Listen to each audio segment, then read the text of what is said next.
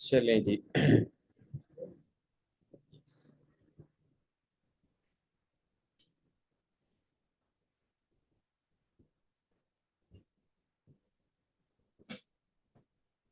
तो आपकी हेल्प चाहिए थी थोड़ी, वो लेकिन हो गया। फौजान, मुझे ये बताना कि आपसे स्क्रीन शेयरिंग हो रही है, लाइक आपको स्क्रीन नजर आ रही है, स्लाइड्स? जी सर, स्क्रीन नजर आ रही है। राइट। तो the last segment of the narcotics trial, बल्कि किसी भी ट्रायल में जिसमें भी कोई सैंपल किसी भी लेबोरेटरी में भेजा जाता है, तो वो that last segment is the tendering of the forensic reports. एक तो आपने पहले डिफ्रेंशिएट कर लेना है कि जो फोरेंसिक रिपोर्ट्स हैं उनको, और कुछ और रिपोर्ट्स आती हैं जो डिफरेंट डिपार्टमेंट की तरफ से रिपोर्ट्स एविडेंस में टेंडर की जाती हैं। So there is a difference. मिसाल के तौर पे एफआईए की भी रिपोर्ट्स आती हैं, आप ये मोबाइल वगैरह का एनालिसिस करवाते हैं एफआईए से, तो एफआईए की भी रिपोर्ट आती है उस मोबाइल के एनालिसिस के हवाले से। इसके अलावा और बहुत सारी वापडा की रिपोर्ट्स आती हैं, ये बिजली चोरी के केसेस में, जिसमें वो इलेक्ट्रिक कोई भी इक्विपमेंट जैसे इलेक्ट्रिक मीटर एक्सेट्रा उसमें इशू हो, तो वो उसकी भी रिपोर्ट्स आती हैं। अब नादरा की रिपोर्ट आती है। अब इन रिपोर्ट्स को जब टेंडर करना है एविडेंस में, तो तरीकाकार क्या होगा, और हमारा बेसिकली कंसर्न है फिलहाल फोरेंसिक की रिपोर्ट्स के हवाले से, जो कि नारकोटिक्स में भेजी जाएंगी, नारकोटिक्स के ट्रायल में टेंडर की जाएंगी। But to clarify, basically reports के हवाले से जो प्रोसीजर है, एविडेंस का, स्पेशल एविडेंस के कुछ रूल्स हैं जो सीआरपीसी में है, जो स्पेशल एविडेंस को प्रोविजन डील करती हैं 509 से ऑनवर्ड। कुछ प्रोविजंस जो स्पेशल एविडेंस से हैं, उसमें एक सेक्शन 510 सीआरपीसी है जो इसको डील करता है, जिसमें रिपोर्ट्स, कुछ रिपोर्ट्स का जिक्र है उस 510 के अंदर, और उनका प्रोसीजर बताया गया कि इनको आपने कैसे टेंडर करना है। उससे पहले मैं आपका माइंड थोड़ा सा क्लैरिफाई ये करता चलूं कि किसी भी डिपार्टमेंट की जो रिपोर्ट होगी, जैसे अभी हमने 3-4 एग्जांपल्स दी, एफआईए किया है, वापडा के हवाले से या नादरा किया एक्सेट्रा, उन रिपोर्ट्स को कोई ना कोई विटनेस ला के पेश करेगा, और वो विटनेस टेंडर करेगा, और उस witness, that witness will be subject to cross examination. और वो विटनेस कौन सा हो सकता है, या तो उसको उस रिपोर्ट का सब्सक्राइबर होगा जिसने वो तैयार की हो, या उसके सामने वो रिपोर्ट तैयार की होगी। बाकी जैसे कानून शहादत का किसी भी डॉक्यूमेंट को साबित करने का जो तरीकाकार है, वो वही एप्लीकेबल होगा। लेकिन कुछ रिपोर्ट जिनको सेक्शन 510 सीआरपीसी गवर्न करता है, उनका प्रोसीजर टेंडर करने का क्या है।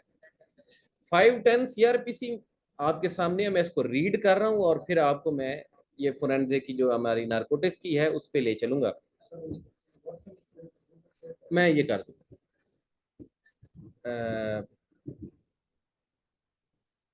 अभी शेयर कर दें। 510 ये लो यार आप।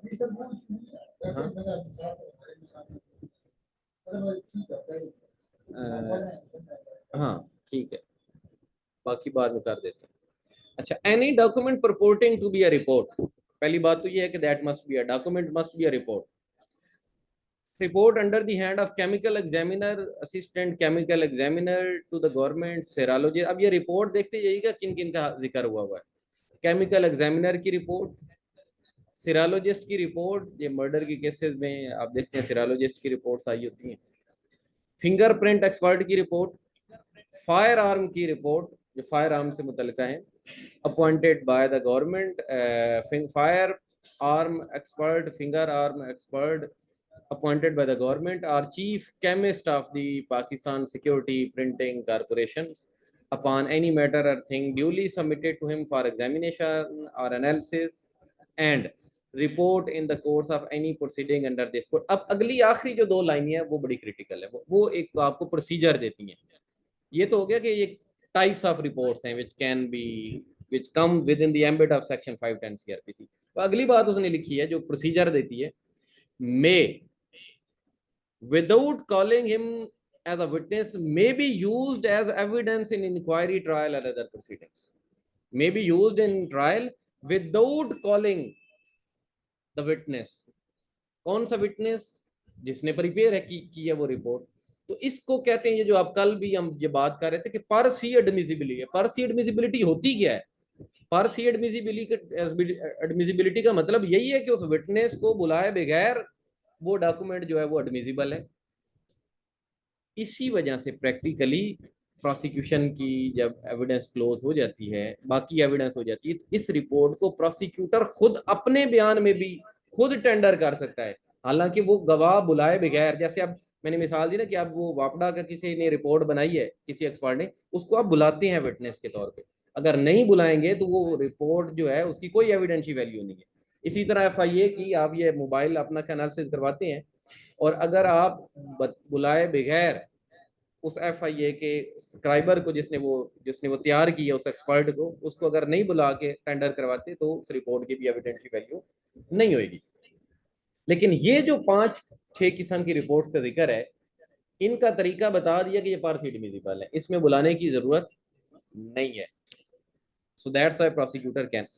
अब इनके अंदर अब आप ये सोच रहे हैं कि जी सेक्शन 35 कल हमने सीएनए से पढ़ा जिसमें गवर्नमेंट एनालिस्ट की बात हुई थी, और सेक्शन 36 में ये लिखा हुआ था कि वो जो रिपोर्ट गवर्नमेंट एनालिस्ट जो है वो देगा, और वो सेक्शन 36 क्लास 2 में वो जो है कंक्लूसिव, उसकी जो एविडेंशियल वैल्यू है वो कंक्लूसिव होगी, कंक्लूसिव प्रूफ होगी of the facts containing in the report. उन फैक्ट्स के हवाले से वो कंक्लूसिव एक प्रूफ है। लेकिन गवर्नमेंट एनालिस्ट का वर्ड यहां नहीं लिखा हुआ, यहां उस एक्सपर्ट को जो कि डील कर रहा है इनसे, नार्कोटिक सब्सटेंस से, उसका जिक्र यहाँ पे नहीं है। तो फिर वो 510 में कैसे आ गया? फिर आप कैसे, प्रोसिक्यूटर कैसे वो रिपोर्ट टेंडर कर सकता है जब 510 में तो नहीं लिखा हुआ? अब उसके लिए हम थोड़ा ला और देखते हैं। अच्छा, तो वहां जाने से पहले एक चीज और, इसकी एक प्रोवाइजो भी है कि ये तो विटनेस के बगैर टेंडर हो सकती है, जरूरी नहीं कि हो सकती का वर्ड है, मे का वर्ड है। लेकिन अगर कोर्ट चाहे, court if court consider necessary in the interest of justice, तो कोर्ट, उसमें कोई एम्बिग्यूटी है जो कोर्ट को समझ नहीं आ रही, तो देन कोर्ट में summon and examine the person by whom such report has been prepared, बुला सकती है कोर्ट। अच्छा, तो अभी जो हम बात कर रहे थे कि फिर 510 में इस गवर्नमेंट एनालिस्ट का तो जिक्र नहीं है, तो उसकी रिपोर्ट एक्सपर्ट के जुमरे में आती है कि नहीं, या पार्सी एडमिसिबल है कि नहीं है।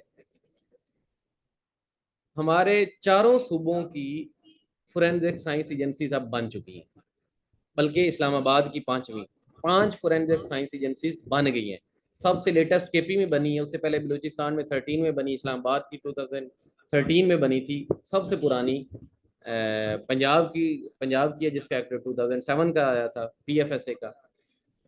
पीएफएसए का सेक्शन 9 है और उसका sub section 3, PFSA act, Punjab forensic science agency act 2007, और उसका सेक्शन 9 सब सेक्शन 3, उसमें लिखा हुआ है कि एक्सपर्ट कौन कौन हो सकता है। हमारा कंसर्न उसके सिर्फ सब सेक्शन 3 से है। A person appointed in the agency as an expert, PFSA में, shall be deemed as an expert appointed under section 510 of the CRPC, and a person specially skilled in the forensic material under article 59 of the कानून शहादत, उसको expert समझेंगे और उसकी वही evidential value और उसका वही स्टेटस होगा जो कि 510 सीआरपीसी में बाकी रिपोर्ट्स जो बना रहे हैं, जो बाकी एक्सपर्ट हैं उनका, जिसमें सिरालोजिस्ट की बात की, केमिकल एग्जामिनर की बात की, एक्सप्लोसिव की बात की, फायर आर्म एक्सपर्ट की बात की, फिंगरप्रिंट एक्सपर्ट की बात की। इस बंदे का भी जो फोरेंसिक मटेरियल से कंसर्न है और सेक्शन 9 पीएफएसए एक्ट के तहत अपॉइंट हुआ है एज एक्सपर्ट, तो उसको वही स्टेटस हासिल है और उसकी तैयार की गई उस रिपोर्ट को वही एविडेंशियल वैल्यू उसी कॉन्टेक्स्ट में मिलेगी जैसे 59 आर्टिकल कानून शहादत में। अब चारों बाकी सूबों की भी देखें, खैबर पख्तूनख्वा एक डिक्टो कॉपी है ये सेक्शन 9, जो पीएफएसए से ही उसी एक्ट से उठाया गया है, डिटो कॉपी है खैबर पख्तूनख्वा के फोरेंसिक साइंस एजेंसी एक्ट का, डिटो कॉपी है ये इस्लामाबाद कैपिटल टेरिटरी में जो एनएफएसए है हमारी इस्लामाबाद में, इस एजेंसी का एक्ट जो 2013 का है इसका भी, और सिमिलरली बलूचिस्तान का भी एज इट इज। सिर्फ एक फर्क आया है कि बलूचिस्तान का एक्ट में ये सेक्शन 8 हो गया है जो बाकियों में 9 है, बाकी वर्डिंग भी वही है, सब कुछ सेम। तो ये सेक्शन पढ़ने के बाद हम इस नतीजे में पहुंचते हैं कि जो रिपोर्ट सेक्शन 35 CNSA के तहत जो गवर्नमेंट एनालिस्ट अपॉइंट हो रहा है, वो गवर्नमेंट एनालिस्ट को एक्सपर्ट का दर्जा है जो इस सेक्शन 9 ने दिया है, और उसकी तैयार की गई रिपोर्ट उसी तरह से पर सी एडमिजिबल है जैसे 510 CRPC में बाकी एक्सपर्ट की रिपोर्ट्स एडमिजिबल हैं। और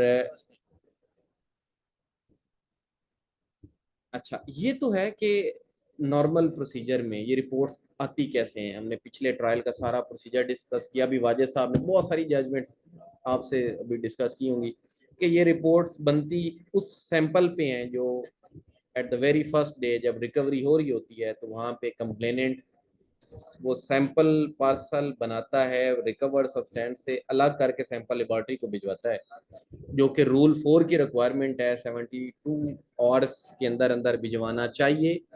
और फिर सेक्शन 6 सॉरी रूल 6 जो गवर्नमेंट एनालिस्ट रूल्स हैं उसके तहत उसकी रिपोर्ट बननी है, और उसमें फुल उसने पूरा प्रोटोकॉल लगाना है, जितने सैंपल भेजे जाने हैं हर एक सैंपल का अलग अलग टेस्ट होना है और अलग अलग प्रोटोकॉल लिखा जाना है इस रिपोर्ट के अंदर।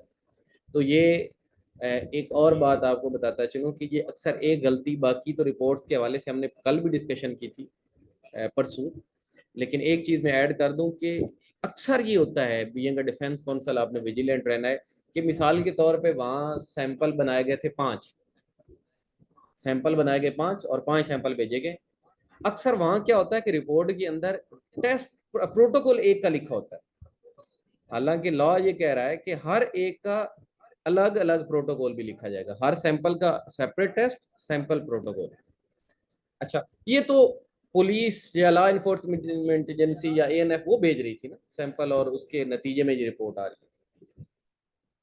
अदालत खुद कर सकती है, सेक्शन 10 PFSA एक्ट का ही ये कहता है कि अदालत भी अगर जरूरी समझे तो कोर्ट में also send for the agency for this analysis of any narcotic substance या किसी भी और सब्सटेंस का, तो कोर्ट भी भिजवा सकती है उसका एनालिसिस करवाने के लिए, जिसके नतीजे में यहाँ तो था ना कि रिपोर्ट लेबोरेटरी डायरेक्ट भेज रही थी सेंडर एजेंसी को, जो लेके गया उसी एजेंसी को भेजा जा रहा है ना वापस, पुलिस के आया तो पुलिस को भेजा जा रहा है। लेकिन सेक्शन 10 में अगर कोर्ट खुद मंगवा रही है किसी सब्सटेंस का फोरेंसिक मटेरियल, जो भी इंक्वायरी इन्वेस्टिगेशन के वाले से कोर्ट उसका करवाना चाह रही है एनालिसिस, तो फिर उसकी रिपोर्ट भी डायरेक्ट कहाँ आएगी, कोर्ट को आएगी। अब इसकी एविडेंशी वैल्यू क्या है, इसका स्टेटस क्या है, ये जो रिपोर्ट्स आती हैं टेंडर तो होगी ना, पार्सी एडमिसिबल तो हैं, स्टेटस क्या है। सेक्शन 36 क्लास 2 CNSA वो बताती है कि the expert opinion of the chemical analyst is conclusive proof, conclusive proof, जो कुछ उसके अंदर लिखा हुआ है उसका वो इस बात का कंक्लूसिव प्रूफ नहीं है कि रिकवरी हुई थी, इस बात का प्रूफ नहीं है कि इसका मुलजिम फला बंदा है, नहीं, वो कंक्लूसिव प्रूफ है कि जो सैंपल भेजा गया है ना टेस्ट होने के बाद उसके जो कंटेंट्स हैं, इस चीज का कंक्लूसिव प्रूफ है कि वो चार्ज पॉजिटिव आई है तो जी चार्ज है, उसमें मॉर्फिन आई है, उसमें उसके अलावा कोई आइस आई है, वट एवर जो भी नार्कोटिक्स या साइकोट्रोपिक सब्सटेंस जो भी है या कंट्रोल सब्सटेंस जो भी उसके अंदर आया वो उसके कंटेंट की हद तक जो है वो कंक्लूसिव है।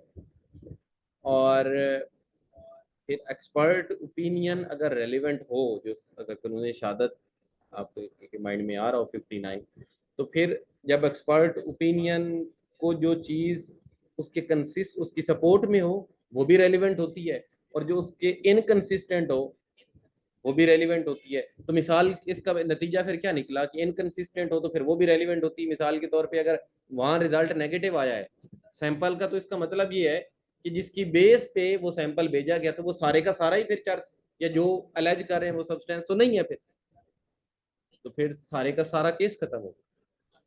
ठीक है जी। तो अब इसके ऊपर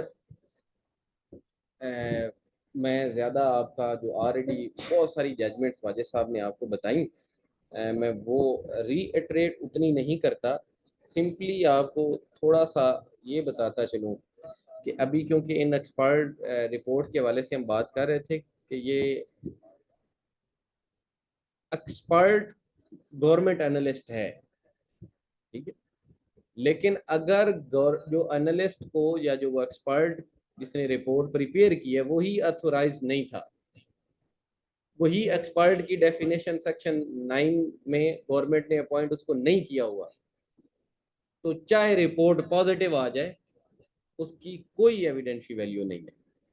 ठीक है, तो वो केस जो है वो बिल्कुल आपका खत्म हो जाएगा अगर वो किसी ऐसे बंदे की है। तो बाकी मैं दोबारा रिपीट नहीं करता कि इस रिपोर्ट के अंदर वो प्रोटोकॉल के हवाले से जितने भी केसेस वगैरह हैं, अगर आप मतलब उसमें कुछ मेंशन करना है तो आप अपने पास बेशक नोट कर लें। बिल्कुल जो रिसेंट एक दो केस लाज हैं, पिशावर हाई कोर्ट का एक है 2023 PCRLJ पेज 154 है,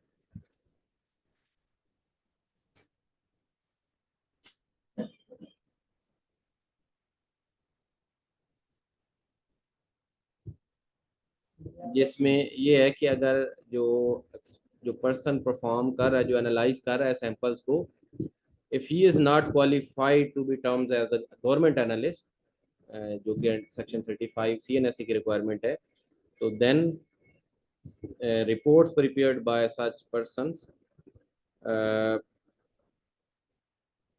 will be nullity in the eye of law. It cannot be relied upon, although the report may be result may be in positive.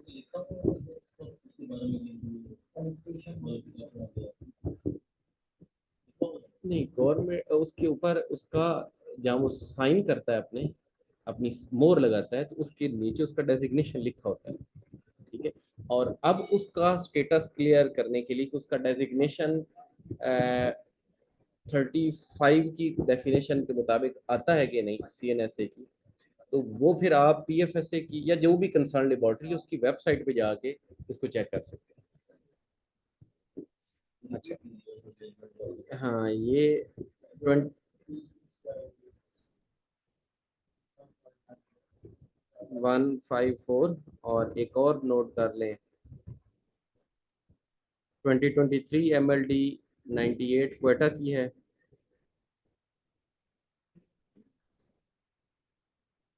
Ninety eight, तो मैं ये इसके अंदर मैंने मेंशन की है, वैसे प्रेजेंटेशन के अंदर ये तो आपसे भी शेयर कर ही देंगे। और प्रोटोकॉल के हवाले से तो कंसिस्टेंट जजमेंट्स आती जा रही हैं, इमाम बख्श के बाद मुसलसल आती जा रही हैं, और उसको रिपीट करने की जरूरत नहीं। तो but it was just final touch कि आपने रिपोर्ट्स जो है वो, हाँ, ये याद रखिए कि अगर आप प्रोसिक्यूशन साइड से हो तो रिपोर्ट टेंडर करना कभी मत भूलिए, क्योंकि आप के केस की सारी एक वो जो नहज है, जो जो आखिरी एक उसके ऊपर ठप्पा लगना है आपका केस साबित होने में, तो वो रिपोर्ट से लगता है, जिससे पता चलना है कि वाकई वो कोई चर्च या कोई नारकोटिक्स थी भी कि नहीं, या वो शहद था। ठीक है जी, हाँ, तो वो उसी रिपोर्ट से पता चलता है।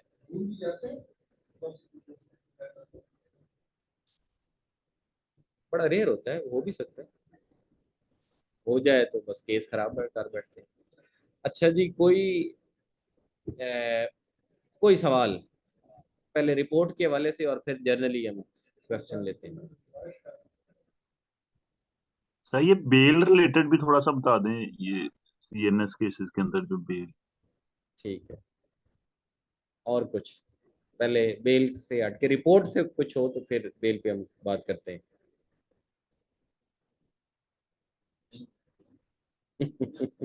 बेल का केस पहले आता है। अच्छा। मेरे पास एक क्वेश्चन है, वो ये कि जैसे आपने बताया कि अगर ज्यादा मोर देन वन पैकेट्स हैं और एक को उन्होंने सैम्पलिंग की है, बकाया को नहीं किया, तो कोर्ट वापस फिर से 4 या 5 जो रह गए हैं उनको सैम्पलिंग करने भेज सकती है? दोबारा से? यस। अच्छा, इसमें कोई रुकावट नहीं है दोबारा भेजने में, ठीक है। लेकिन लेकिन एक बात याद रखें कि कोर्ट्स हमेशा हेजिटेंट होती हैं। कोर्ट प्रोसिक्यूशन के लैक्यूना को फिल करने से हमेशा बाज रहती हैं, अपने आप को रिस्ट्रेंट रखती हैं। तो अभी मैंने आपको बताया कि सेक्शन 10 में कोई पार्टी रिक्वेस्ट ना भी करे तो कोर्ट इंडिपेंडेंटली भी भेज सकती है। लेकिन अगर कोई ऐसा प्रोसिक्यूशन के पार्ट के ऊपर कोई गलती कोताही आई है तो कोर्ट उसका उसका बेनिफिट जो है वो ऑलवेज एक्सटेंड करती है टू दी अक्यूज। करने को ममानियत नहीं है, लेकिन प्रैक्टिकली हम देखते हैं कि इस पे कोर्ट्स जो हैं वो नहीं करती। जो आ गया, जिसकी हद तक टेस्ट है, आप उसी के ऊपर रिलाय करते हैं, उतनी ही सजा अगर साबित हो जाए तो उस हद तक करती हैं, बाकी नहीं करती। प्रैक्टिकली जो हो रहा है वो मैंने आपको बताया कि वो नहीं करती।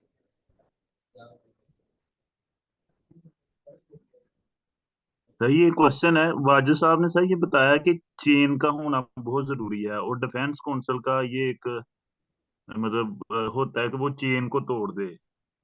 तो वो जो चेन है वो टाइमिंग और डेट्स के हवाले से होगी, या वो उसके बारे में थोड़ा सा बता दें। अच्छा, चेन को देखिए ना। चेन आपने साबित करना है केस। चेन से मुराद ये है कि आपने safe custody, recovery, safe custody और सेफ ट्रांसमिशन, ये कंप्लीट एक चेन बनानी है कि वहां मौके से जो बरामदगी हुई, पहले तो साबित करना है कि रिकवरी हुई। वहां साबित होने के बाद उसके वहीं पे सैंपलिंग हुई। सैंपलिंग होने के बाद पार्सल बने, पार्सल बन के सेफ कस्टडी, थाने की सेफ कस्टडी में रखे गए। मतलब चेन क्या हुआ कि एक बंदे ने रिकवरी की, रिकवर करने के बाद पार्सल उसने नेक्स्ट किसी के हैंड ओवर किए। ये एविडेंस में आना चाहिए, हर गवाह की शहादत में ये आना चाहिए। और आके फिर उसने माल खाना में रखे, माल खाना में वो पार्सल महफूज रहे, और वहां से सैंपल माल खाना से एक पर्सन लेके लेबोरेटरी तक लेके गया। अब ये जो सारा प्रोसेस था, इट मस्ट बी इंटरकनेक्टेड। इसके अंदर अगर कहीं पे भी कोई मतलब एक विटनेस भूल गया, उसने ये स्टेट नहीं किया बिफोर द कोर्ट कि मैंने मुहर्रिर को पार्सल रखवाए थे, माल खाने में रखे थे, और अगर ये अमीशन आ गई उसकी स्टेटमेंट में, तो चेन तो ब्रेक हो गई। जब चेन ब्रेक होगी तो यस, केस कोलैप्स।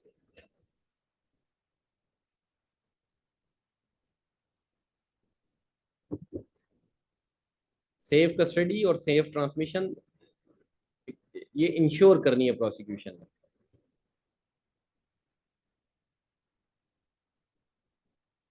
ठीक है। अच्छा, ओके सर। तो बेल पे आप बात कर रहे थे। बेल बेसिकली एक तो ये है कि सीएनएसए स्पेशल लॉ है, सेक्शन 51 सीएनएसए में जो बेल से रिलेवेंट है, उसमें स्पेशल प्रोहिबिशन है बेल के ऊपर। लेकिन थ्रू प्रेसिडेंट लॉ इस पे अब हम बहुत सारी बहस करते। अगर ये अमेंडमेंट ना आ चुकी होती कि बॉर्डर लाइन क्या होती है और बॉर्डर लाइन कहाँ पे होती है, चरस में कहाँ पे है, हिरवेन में कहाँ पे है, अब आपकी जान छूट गई उससे। तो अब बॉर्डर, और वैसे फायदा भी था कि सिंपल क्वांटिटी बताएं आप, तो बाकी इतनी लंबी चौड़ी बहस करने की जरूरत ही नहीं पड़ती थी। केस बॉर्डर लाइन में है तो जनाब 1100 ग्राम, 1050 ग्राम है तो बेल वैसे ही हो जाती थी, इतनी लंबी चौड़ी बहस की जरूरत नहीं होती थी। तो अब वो बातें होगी खत्म, अब आ गई अमेंडमेंट। अच्छा थोड़ा चलें उससे पहले, हम नारकोटिक्स से हट के पहले ये देख लेते हैं कि बेल है क्या, बेल कंसेप्ट क्या है और बेल की ग्राउंड क्या होती है, और फिर हम नारकोटिक्स पे आ जाते हैं। Bail basically is the handing over. Bail को अगर हम डिवाइड करें तो एक बेल है आपकी प्री अरेस्ट बेल, एक है पोस्ट अरेस्ट बेल, एक प्रोटेक्टिव बेल, एक ट्रांजिटरी बेल। और ऑफेंसेस के हवाले से अगर इसकी डिवीजन करें तो बेल इन बेलेबल ऑफेंसेस है, bail in non bailable offences है। बेल इन बेलेबल ऑफेंसेस में bail as a matter of right grant की जाती है, आपको उसमें बहस करने की जरूरत नहीं, जस्ट इतना बता दें अगर के बेल एबल ऑफेंस है। और पता कहाँ से चलेगा, शेड्यूल 2 कॉलम 5 के अंदर लिखा है कि कौन से बेलेबल है और कौन से नॉन बेलेबल है। रेलिवेंट लॉ 496 सीआरपीसी है। नॉन बेलेबल ऑफेंस के हवाले से रेलिवेंट लॉ 497 है। नॉन बेलेबल में bail can not be claimed as a matter of right but it's only a concession of the court. और इस पे तारिक बशीर केस एक बहुत ही अच्छा केस था, 1994 पेज 5, हाँ पेज 34 है, यस। और उसमें नॉन बेलेबल ऑफेंसेस को आगे फर्दर दो हिस्सों में, जो कि 497 के भी अगर हम उसको देखें तो उसकी क्लास 1 जो है वो प्रोहिबिटरी क्लास कहलाती है। What is prohibitory class? Prohibitory class mean those offences which are punishable with death, life imprisonment और इम्प्रिजनमेंट अप टू 10 ईयर्स, उनको प्रोहिबिटरी क्लास कहते हैं। उसके अलावा बाकी नॉन प्रोहिबिटरी क्लास में फॉल करते हैं। हाँ, प्रोहिबिटरी क्लास की एक्सेप्शन में क्या है, सिक, अनफर्म पर्सन और वुमेन, ठीक है। माइनर, सिक, अनफर्म और माइनर अपना वुमेन, ये प्रोहिबिटरी क्लास में फॉल नहीं करते। इनको ऐसे ट्रीट किया जाएगा, चाहे वो ऑफेंस 10 साल से ज्यादा भी होगा तो उसको यही समझा जाएगा कि वो नॉन प्रोहिबिटरी क्लास में फॉल करते हैं। अब 497 की ग्राउंड्स क्या हैं? फिलहाल उन्हीं ग्राउंड्स के ऊपर पे अब आप अमेंड, क्योंकि अभी तो ये लॉ डेवलप होगा अमेंडमेंट पे और कोई बॉर्डर लाइन अब एस्टेब्लिश होंगी तो होंगी। फिलहाल कोई बॉर्डर, अभी तो वही है कि जी ऑफेंस प्रोहिबिटरी क्लास में फॉल करता है कि नहीं, जो रिसेंट अमेंडमेंट आई है सीएनएस की। अब 497 की आप अगर वो ग्राउंड देख लें तो वो ग्राउंड्स में पहली ग्राउंड है आपकी कि आपका केस स्टैट्यूटरी ग्राउंड जो है, स्टैट्यूटरी ग्राउंड में वो offences which are punishable with death, उनका ट्रायल अगर 2 साल गुजर गए और वो delay that is not on the part of the accused, not part of the accused के अपने या उसकी इवन कौंसल के बिहाफ पे नहीं है, और 2 साल से अंदर है, बेल हो जाएगी स्टैट्यूटरी ग्राउंड पे। अगर वो खातून है तो बेल हो जाएगी 1 साल के बाद। इसी तरह वो ऑफेंसेस जो इससे हट के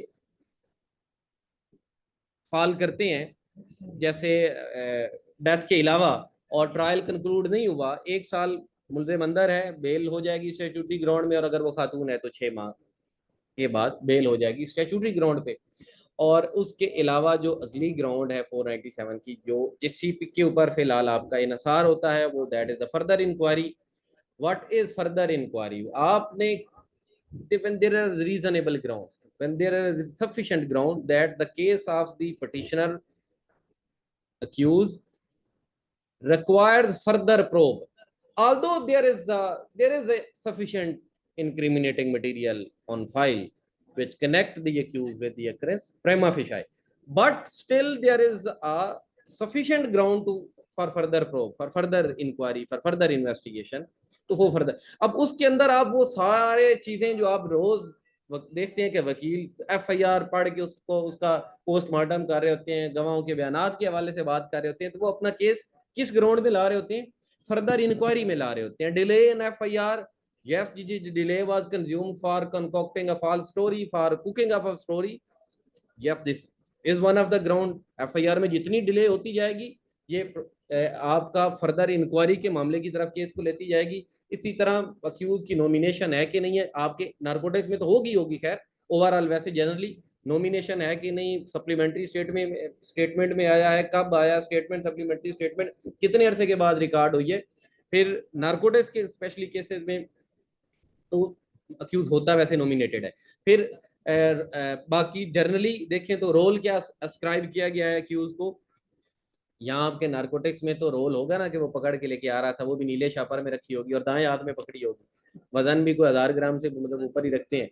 अच्छा, तो हाँ यहाँ पे ही के अगर ये हो कि वो मतलब जो अक्सर आपके ग्राउंड में बनती है कि वो गाड़ी में अगर सपोज थी, गाड़ी किसके नाम पे थी, गाड़ी का ड्राइवर नहीं है, वो ड्राइविंग लाइसेंस उसके पास नहीं है, तो वो ड्राइव नहीं कर रहा था, ये आप ये तो बनाएंगे आप उस फर्दर इंक्वायरी में कि गाड़ी से रिकवर हुई जी, गाड़ी मेरे नाम पे नहीं है, जो गाड़ी प्रोसिक्यूशन ने अलेज की है उसके अंदर, गाड़ी ये कह रहे हैं कि जी मैं ड्राइविंग कर रहा हूं, मेरा तो ड्राइविंग लाइसेंस नहीं है, मैं ड्राइविंग कर नहीं रहा, उसमें कर नहीं रहता, सीसीटीवी फुटेज है कोई, उसमें आप शामिल वहां पे नहीं है। हाँ, उसके अलावा आप प्ली ऑफ एलिबाय ले सकते हैं कि जी मैं तो उस जगह पे, आप लाहौर उस टाइम सिनीपैक्स में मूवी देख रहे थे, उसकी टिकट आप अदालत में लेके आ जाते हैं कि जी जिस टाइम एलेज किया रहा मैं तो वहां पे था।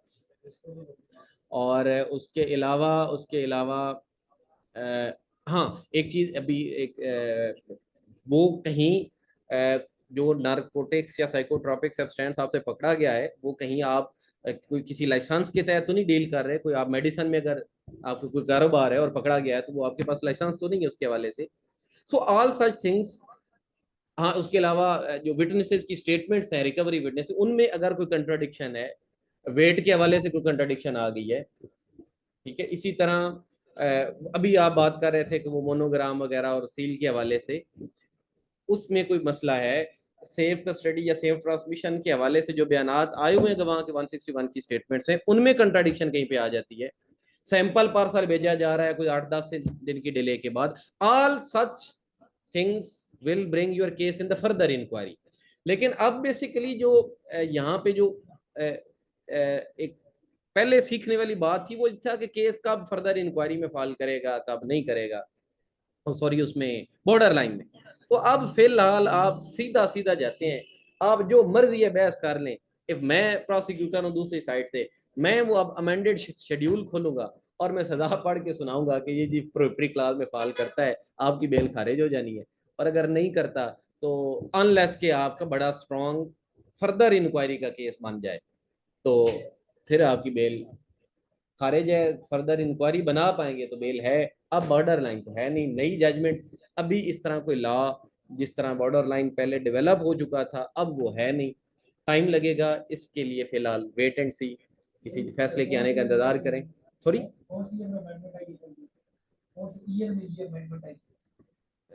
सीएनएसए की ये भी रिसेंट आई है, 2020 की है गेस। भाई साहब ने नहीं बताया, आपने अमेंडेड शेड्यूल पढ़ा होगा पहले दिन सजाओं का। हाँ, तो फहीम,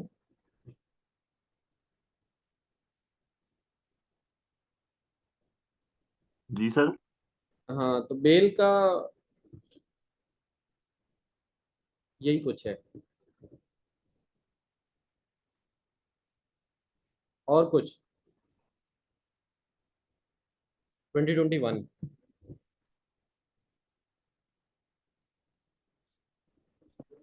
सर ये जो सीएनएसए का ट्रायल है ये कितने के दिनों तक जो है वो मुकम्मल हो जाता है, मतलब कितना देर सीएनएसए का चलता है? ट्रायल अगर कोई करने वाला हो, आप प्रोसिक्यूशन और कोर्ट, ये तीन स्टेक होल्डर हैं। सीएनएसए का कोई ट्रायल करने